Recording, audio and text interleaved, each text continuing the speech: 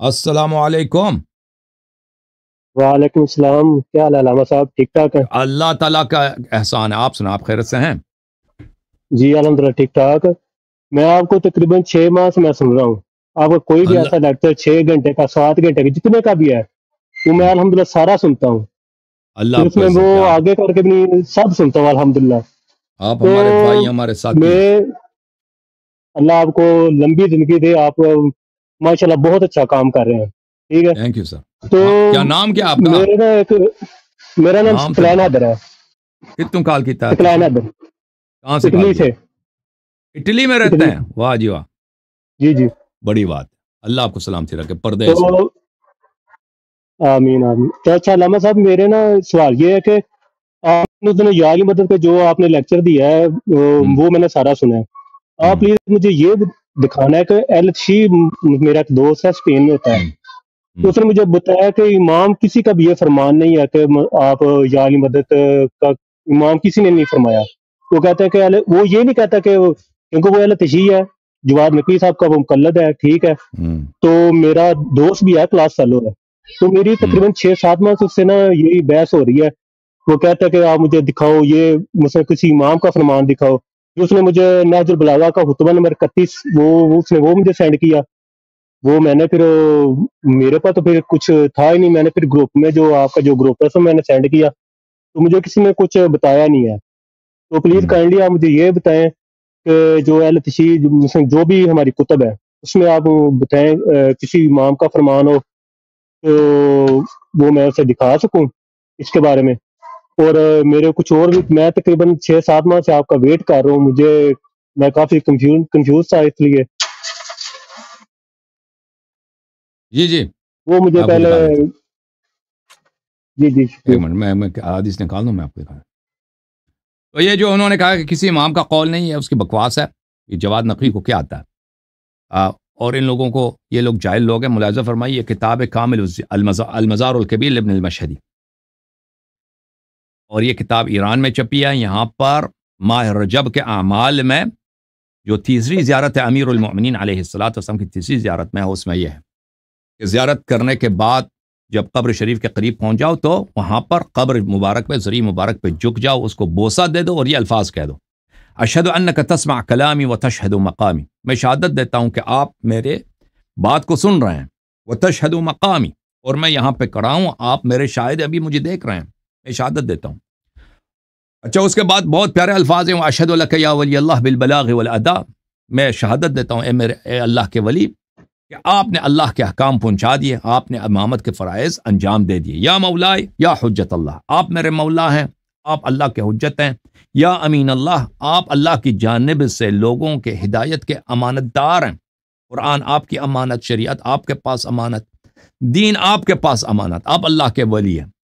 وحی کے امین آپ ہیں۔ یا ولی اللہ، اے اللہ کے ولی، ان بینی و بین اللہ ذنوبا قد اثقلت ظہری ومنعتنی من الرقاد۔ اے اللہ کے ولی، میرے اور اللہ کے درمیان بہت سارے گناہ ہیں، میں روسیا ہوں، میں نے بہت گناہ کیے ہیں، ان گناہوں کی وجہ سے میرا کمر، ان گناہوں کی بوجھ کی وجہ سے میرا کمر جھک گیا ہے، اور میں رات کو سوتا نہیں ہوں، مجھے اتنی فکر ہے۔ وَذِكْرُهَا يُقَلْقِلُ أَحْشَائِي، اور مجھے جب میرے گناہ یاد آ جاتے ہیں تو میرے رگ جو ہیں کانپنے لگتے ہیں، میرے رگوں میں، میرے جگر میں لرزہ آ جاتا ہے۔ وَقَدْ حَرَبْتُ مِنْهَا إِلَى اللَّهِ وَإِلَيْكَ، میں اپنے گناہوں سے پناہ لینے آیا ہوں، پہلے اللہ کا پناہ، پھر آپ کی پناہ۔ اچھا، فَبِحَقِّ مَنْ اعْتَمَنَّكَ عَلَى سِرِّهِ وَاسْتَرْعَاكَ أَمْرَ خَلْقِهِ وَقَرَنَ طَاعَتَكَ بِطَاعَتِهِ وَمُوَالَاتَكَ بِمُوَالَاتِهِ۔ اس اللہ کی قسم میں آپ کو دیتا ہوں کہ جس نے آپ کو اپنے سر کا امین، اپنے رازوں کا امین بنا دیا ہے، اور آپ کو امت کا امام بنایا ہے، اور اپنی طاعت اور آپ کی طاعت ایک قرار دی ہے، اور اپنی محبت اور آپ کی محبت ایک قرار دی ہے۔ کن لی الی اللہ شفیعا، اللہ کے پاس میرا شفاعت کر، ومن النار مجیرا، اور مجھے جہنم کی آتش سے پناہ عطا فر، وعلی الدہر ظہیرا، اور روزگار کے مسائل میں، زمانے کے مشکلات میں میرا ناصر بن، میری نصرت کر۔ یہ ہے کہ نہیں بھائی؟ یہ جو کہہ رہے ہیں نا جواد نقوی کے لوگ کہ کسی امام نے نہیں فرمایا، یہ حدیث ہے۔ پھر اس کے بعد مزید ہے، پھر قبر پہ پھر مزید لوگ جھک جاؤ اور کہہ دو یا حجت اللہ، یا ولی اللہ، یا باب حجت اللہ، اے اللہ کے حجت، اے اللہ کے ولی، یہ اللہ کا وہ دروازہ جو اس دروازے میں آ جائے وہ اس کی گناہیں معاف ہو جاتی ہیں۔ اچھا، ولیوں کا وزائروں کا، میں آپ کا ماننے والا ہوں، میں آپ کا شیعہ ہوں، میں آپ کا محب ہوں، اور میں آپ کا زیارت کرنے، میں آپ کا مہمان ہوں۔ واللائذ بقبرک، میں آپ کی قبر میں پناہ لے، آپ کے دروازے پہ پناہ لینے آیا ہوں۔ والنازل بفنائک، میں آپ کے دروازے پہ اپنا سامان سفر آپ کے دروازے پہ رکھا ہوں۔ والمنیخ رحلہ فی جوارک، میں نے اپنا جو میرے گھوڑا ہے اس میں سے سامان میں نے سب اتار دیا ہے، میرا جو سواری ہے اونٹ ہے وغیرہ، وہ سامان رخت سفر میں نے آپ کے دروازے پہ میں نے اتارا ہوا ہے، میں آپ کے در پہ آیا ہوں، دور سے آیا ہوں۔ اسألک ان تشفع الی اللہ فی قضاء حاجتی، میرا پہلا سوال یہی ہے کہ آپ اللہ کے نزدیک میری شفاعت کریں کہ اللہ میرے حاجات کو برآوردہ کرے۔ ونجح طلبتی، آپ سے میں طلب، آپ یا امام، آپ میرے خواہشات کو اور میرے سوالات کو، میرے مطلوبات کو آپ عطا فرمائیں، فی الدنیا والآخرہ، دنیا میں بھی والآخرت میں بھی آپ مجھے عطا کریں۔ یہ ہے کہ نہیں بھائی؟ اچھا، اس طرح کے احادیث بہت زیادہ ہیں، اس طرح کے احادیث بہت، ایک نہیں بہت زیادہ ہیں۔ اچھا، یہ طلب حاجت ہے، اور جو کہتا ہے کہ یہ علی مدد کسی امام سے نہیں ہے، یہ ملعون ہے۔ جی ٹھیک ہو گیا۔ اچھا، تو علامہ صاحب میں ادھر فیکٹری میں کام کرتا ہوں، میرا جب میں نماز پڑھ ظہرین کا ٹائم، میں ظہرین بھی اور مغربین مجھے فیکٹری میں پڑھنا پڑتا ہے۔ تو میں نے یہ پوچھنا تھا، میرا ایک دوست ہے وہ میرے ساتھ تو ادھر ہی ہوتا ہے روم میں، اہل سنت کا، وہ مجھے کہتا ہے کہ یہ جو آپ دو نمازیں ملا کے پڑھتے ہو، یہ جب عشاء کا ٹائم داخل ہو جائے یا عصر کا ٹائم داخل ہو جائے پھر آپ پڑھ سکتے ہیں، ادروائز آپ نہیں پڑھ سکتے۔ تو اس کے بارے میں آپ مجھے یہ بتایا کہ کیا جب ظہر کا ٹائم ادھر ہوتا ہے فیکٹری میں، تو میں تھوڑا سا مجھے ٹائم ملتا ہے 10 منٹ کا، تو میں اس کے ساتھ پڑھ سکوں، اس میں ممانعت تو نہیں نا، میں پڑھ سکتا ہوں نا؟ عصر کا نماز کا وقت کب شروع ہوتا ہے؟ جب ظہر کا نماز آپ پڑھ لیتے ہیں اسی وقت عصر کا نماز شروع ہو جاتا ہے۔ اہل بیت علیہ السلام کے بہت سارے روایات میں، ٹھیک ہے نا، مثلا ظہر کا نماز، اجازت دیں مجھے بات کرنے کی، دیکھیں میں ظہر کا نماز پڑھتا ہوں، مثلا میں قصر پڑھتا ہوں، میں اگر سفر میں 2 رکعت ہے، 2 رکعت میں کتنا ٹائم لگتا ہے؟ 3 منٹ لگتا ہے نا۔ انسان اگر جلدی سے پڑھے 2 منٹ میں، 2 رکعت میں 3 منٹ، 2 منٹ میں بھی انسان شاید پڑھ سکتا ہے۔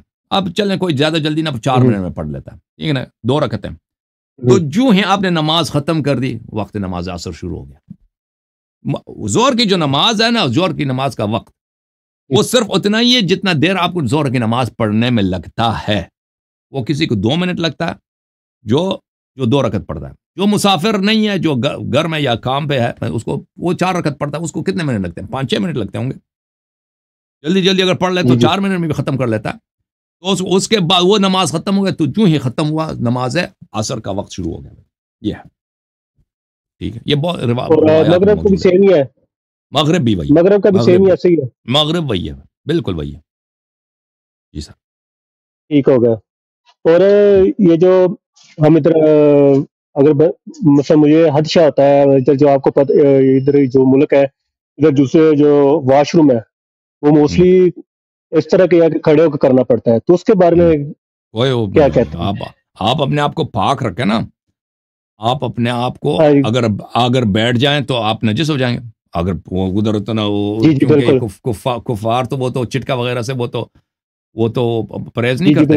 اگر آپ کو کھڑے ہو کے، کوئی منع نہیں ہے، آپ کھڑے ہو کے کر لیں، پھر وہ اسے کھڑے ہو کر یہ استنجا کریں مثلا، ہو سکتا ہے، مرد کے لیے آسان ہے، عورت تو نہیں کر سکتی بیچاری، عورتیں نہیں کھڑے ہو کے کر سکتی ہیں بھائی، نہیں کر سکتی نا، مرد کر سکتا ہے، عورتیں بھی کر سکتی ہیں لیکن وہ پورا ان کے جو ہے نا پیر وغیرہ سب آلودہ ہو جائیں گے۔ یہ حرام تو نہیں ہے؟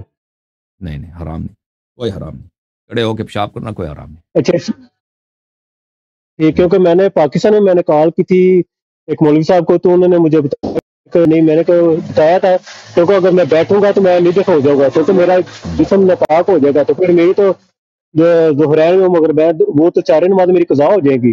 تو پھر میرے بالکل تو بالکل۔ پھر کافی ٹینشن ہو جائے گی. نہیں نہیں، اس میں کوئی حرمت نہیں ہے، اس میں منع نہیں ہے کہ آپ کھڑے ہو کے پیشاب نہیں کر سکتے. ٹھیک اوکے، ہوگا ہوں جی. اوکے, شکریہ علامہ صاحب, جی، بہت اللہ زیادہ آپ کو شکریہ آپ سلامتی دے، سلامت رہو، زندہ رہو. کا.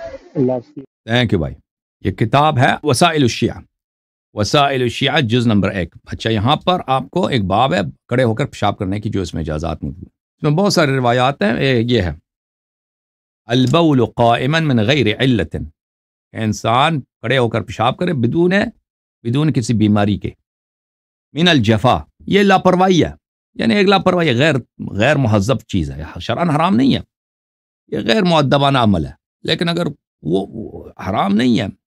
اور روایات میں جس بات سے منع ہے کہ انسان پیشاب کرے کھڑے ہو کے ہوا کے سامنے، آپ چھت پہ کھڑے ہو جائیں، بولتے ہیں نا گاؤں وغیرہ میں، کسی بلند جگہ پہ درخت کے اوپر کھڑے ہو گیا بھائی، ادھر پیشاب کر رہا ہے بھائی، اور ہوا اس کو ہر طرف پھینک رہا ہے، یا کسی چھت پہ کھڑے ہو گیا. انسان ایسے پیشاب کرے کہ پیشاب ہوا میں پھیل جائے کھڑے ہو کے، اس سے منع ہے. وَإِلَّا کھڑے ہو کے پیشاب کرنے سے منع نہیں ہے، کھڑے ہو کے آپ پیشاب کرنا ہے، لیکن بیٹھ کے پیشاب کریں وہ بہتر ہے. جو کھڑے ہو کے پیشاب کرتا ہے بغیر کسی سبب کے، وہ لاپرواہ آدمی ہے، حرام نہیں ہے، ٹھیک ہے نا. لیکن جس کے پاس سبب، وہ اس کو حرج ہے بھائی، کپڑے نجس ہو جائیں گے. جیسے ہم امریکہ میں رہتے ہیں، کھڑے ہو کے پیشاب کریں وہ بڑی مشکل کام ہوتا ہے مردوں کے لیے. عورت بیچاری تو وہ تو ہے ہی، ان کا تو کوئی چارہ ہی نہیں، وہ تو ان کو بہرحال بیٹھنا پڑتا ہے. عورتوں کے لیے تو بڑا مشکل ہے سفر وغیرہ میں، ٹھیک ہے نا. سفر وغیرہ میں امریکہ یورپ میں عورتوں کے لیے بڑا مشکل، کیونکہ مرد کھڑے ہو کے پیشاب کر سکتے ہیں بیچارے، اور زنانیاں جو ہیں ان کے لیے مشکل ہے، وہ تو کھڑی ہو کے نہیں کر سکتی نا. تو ان کے لیے یہ ہے کہ بھئی وہ کوئی پانی ساتھ لے کے جاتے ہیں، اس کو دھوتے ہیں پہلے، وہ جو ٹوائلٹ سیٹ ہوتا ہے دھوتی ہیں وہ، یا مثلا وہاں پہ کوئی کور وغیرہ رکھتی ہیں، تو یا پھر ان کو کپڑے بعد میں چینج کرنا پڑتا ہے.